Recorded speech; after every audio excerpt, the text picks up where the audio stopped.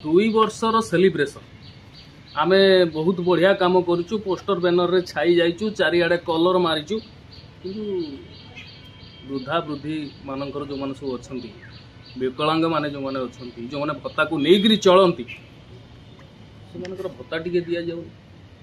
कौन आउ तमे कौन पाई डिंडिम पिटुच, कौनटा देखैकरी डिंडिम पिटुच? सही कथा शंकर बाबू आम स्पष्ट भाव कहवाक चाहूँ। जितेबले भी आप देखिए कौन एक प्रसंग को लेकिन माननीय सर्वोच्च अदालत को जितेबले हस्तक्षेप कथा कहुए, माननीय सर्वोच्च अदालत सदाबले गोटे कथा को कही था जे निर्देशनामा बा राय एभली हवा दरकार, साधारण लोकटे अनुभव कर दरकार जे नाई मते न्याय मिलला। न्याय केवल लोक देखाणी हेले चलिबो नै, सरकार केवल लोकों को सरकार कहि कि लोक देखाणी हेले शंकर बाबू चलिबो नै। सरकार साधारण लोकों पाई कौन करूचंती ता द्वारा जदि साधारण लोक माने उद्बोध करूचंती नाई यहा मोर गुटे बहुत माने सहायक हला। सरकार को एथि मैं धन्यवाद जनाउछि। सरकार निहाती भाबे आम साधारण लोकों पाई चिंता कले बा सरकार आम पाई जहा करूचंती आसंता दिन रे यहा पे यह आमको गोटे बहुत सहायक दब एवं जहाँ मोर दरकार थिला जो स्थिति में मुझे यही स्थिति टिके माने सुधार आनिबारे सरकार जो निष्पत्ति नहीं यह मो पे गोटे शुभदायक। यही कथा को जितेबले ओडिशार साधारण लोकटे अनुभव करिवो सेतेबेले आपण जानिबे सरकार जो कथा कहउचंती ताहा ठीक। केवल होर्डिंग बैनर पोस्टर रे विकास ओडिशा सारा यही माने पोस्टर रे मारदेले विकास सारियाडे हो जाए।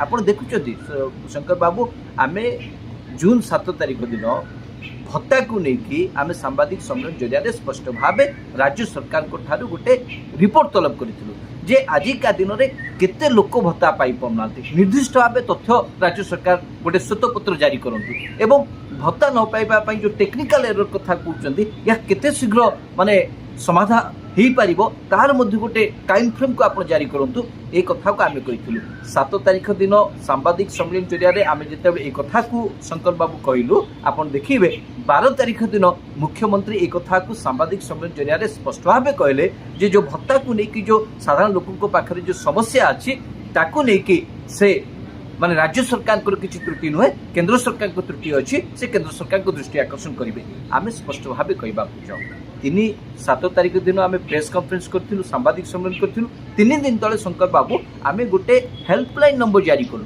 जे कोठे कोठे को माँ बापा माने भत्ता पाइबार वंचित अच्छा भत्ता द्वारा से माने कौन माने व्यवस्था माने कौन किणा किणी करुले कौन जरूरीकालीन जो आवश्यकता पूर्ण होता ताकू आम जानवा चाहूँ।